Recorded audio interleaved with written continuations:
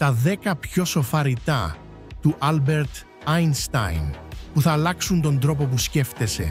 Ο Albert Einstein δεν ήταν απλώς ένας φυσικός, ήταν ένας φιλόσοφος, ένας στοχαστής, ένας άνθρωπος που κατανοούσε βαθιά την ανθρώπινη φύση. Στο βίντεο αυτό θα δούμε 10 από τα πιο σοφά ρητά του που μπορούν να σου αλλάξουν τη ζωή.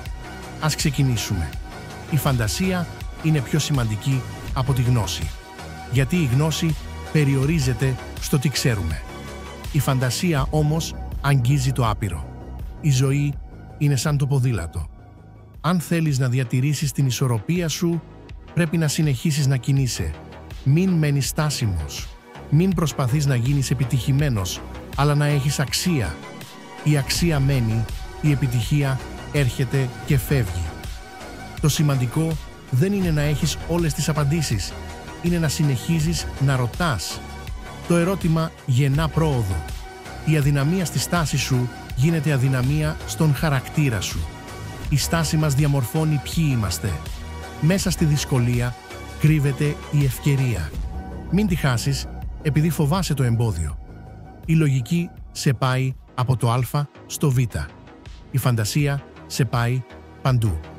Μόνο μια ζωή που ζεις για τους άλλους έχει αξία. Η προσφορά είναι το πιο ανθρώπινο πράγμα που μπορούμε να κάνουμε. Όποιος δεν έκανε ποτέ λάθος, δεν δοκίμασε ποτέ κάτι καινούριο.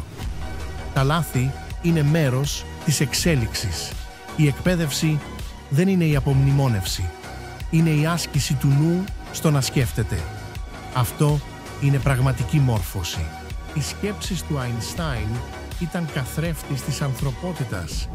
Αν σε άγγιξε έστω και ένα από αυτά τα ρητά, τότε έχεις κάνει το πρώτο βήμα προς κάτι βαθύτερο. Γράψε μας στα σχόλια ποιο quote σου άρεσε περισσότερο και μην ξεχάσεις να κάνεις subscribe για περισσότερη έμπνευση κάθε εβδομάδα.